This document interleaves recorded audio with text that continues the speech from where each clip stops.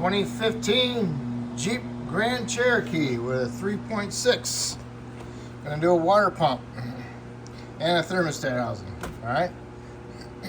First thing you need to do is remove your upper air intake tube. Undo the 8mm clamp. 8mm clamp. Get this off of it, just slides on a little nub, and then you pick it up out of these grommets, and then you can oh yeah, don't forget about the intake air temp sensor. Disconnect that as well, and you can go ahead and get this tube out of the way. And then the first thing I'm going to do is remove the belt. I got a 3/8 ratchet on there. I'm going to remove the belt. Yeah, and then when in doubt, draw a little diagram.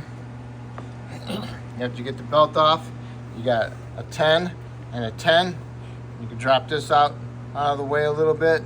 Possibly you might want to unplug it. You don't have to, but it's kind of in the way. And then you got another pulley right here. Need to remove that, and that's a 13. And that's what we're gonna do. Okay, flip that up there, and you're removing this. It gets stuck on the little spacers. Don't smash your finger underneath. All right, so I got that up out of the way. The belt is off. The belt is out of there so it doesn't get wet.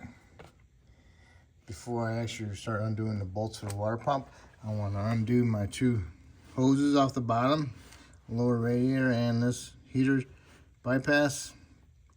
Got the spring clamps, take those off, and then go ahead and work underneath there with your little tool to get the hoses off. Careful you don't poke a hole in them or tear them. Make sure you got a drain pan underneath to catch the fluid. All right, got the two hoses off, got it drained out.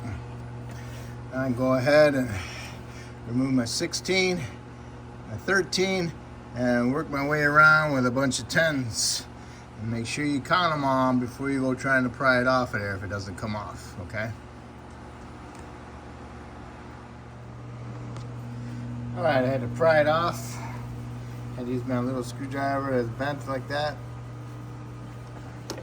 It's on there pretty good.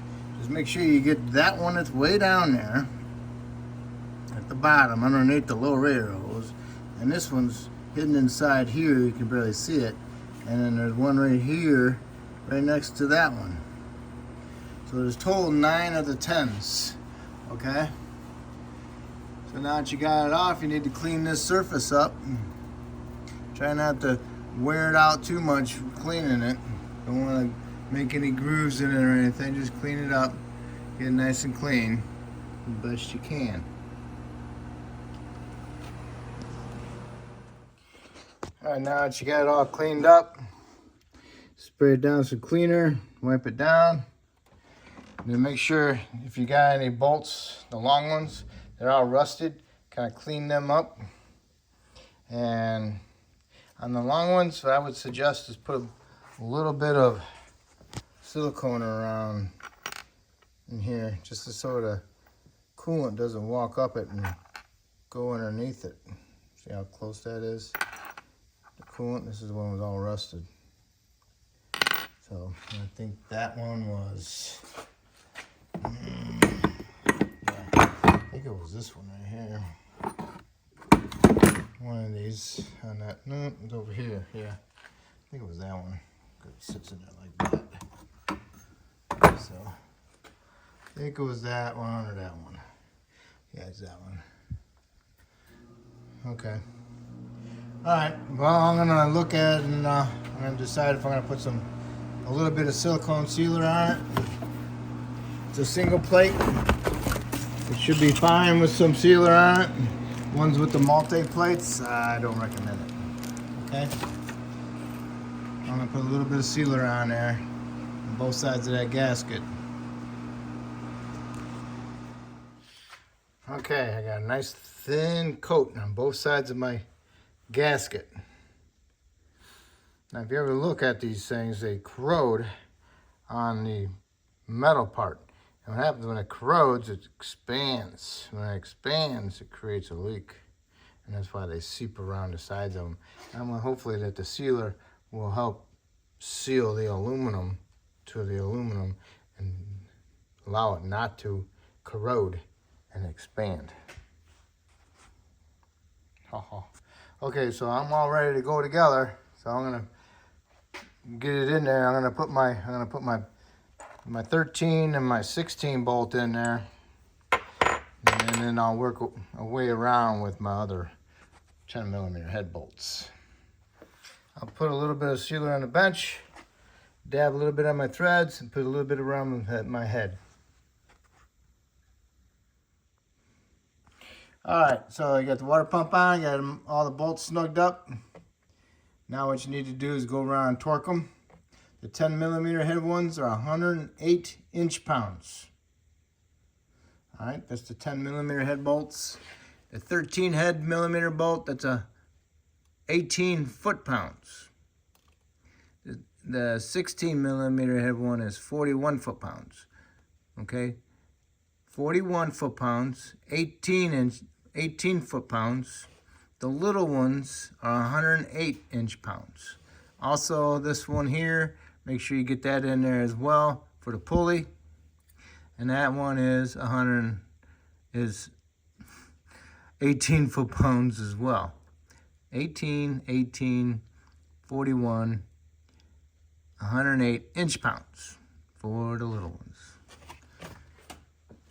Don't get confused, okay? Okay, I went over all my bolts twice. Make sure you count all 9 little bolts and 2 of your 13s and 1 of your 16s, okay?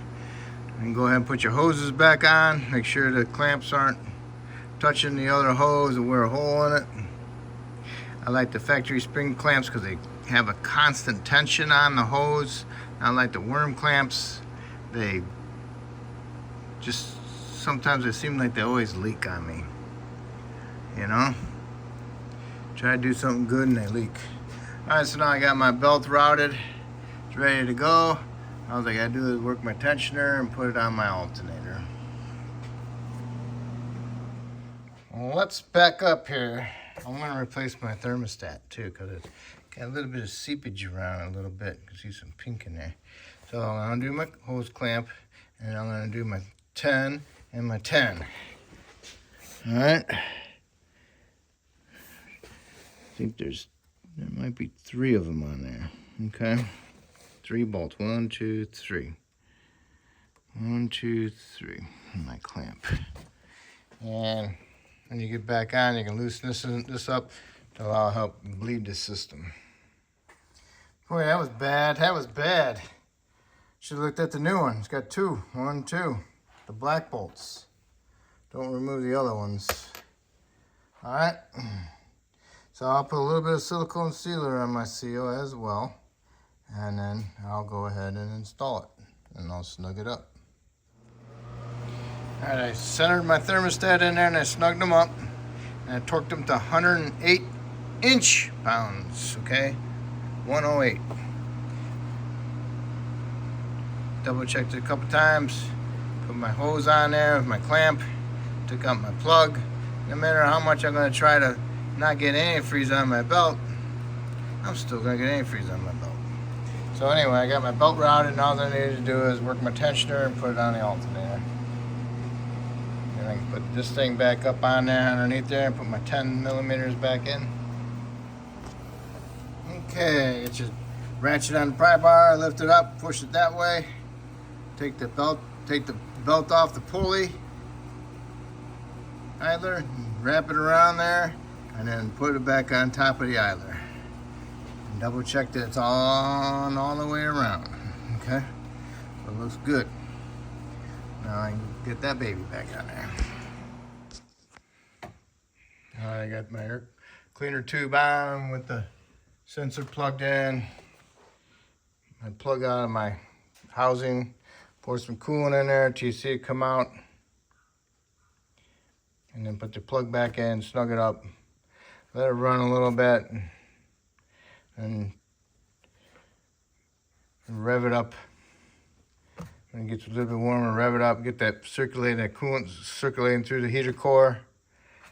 Because you gotta get that coolant circulating. Don't want to create an air pocket so then you can't get any coolant onto that new thermostat. So you need to get it warmed up and be careful you don't overheat it, okay? Just make sure you rev it up, you know, hold the RPMs up 2 grand, up and down, 2 grand, you know, don't rev the heck out of it and blow the motor, but give it some RPMs to help it whoosh, help it surge through that heater core, okay? All right, took about a gallon of coolant till it started coming out. Remember I had the lower hoses off down there. So it took a gallon before it came up out of there. And I got a little bit more in my funnel. So far it's about a gallon and a pint that I got in there. I'll pour a little bit more in there and then I'll start it. Okay. I held the RPMs about 25 to 3,000 RPM, off and on a little bit. And the temperature gauge is at a 1/4 mark. And it does have some heat, so hopefully it's good enough that it's circulating through the heater core. So now I'm going to go ahead and clean up my lower carriage here. Pour some, I use washer solvent. Got a little bit of alcohol in it and help clean it out a little bit, and then I'll blow it, and then I'll go underneath and spray it and then blow it again. Okay, and then meanwhile I'll just leave that. Hopefully it sucks some more down in there. Like I said, I lost some on the floor with the coolant, but I don't think it's over a quart, so it should be okay. All right, I'm having the hardest time putting this thing on and getting it stuck in this little grommet. This thing was upside down. The big piece was up here, the little piece was down there. So it needs to have the big piece on the bottom, the little piece on top. So now I can get my air intake tube on. What the heck?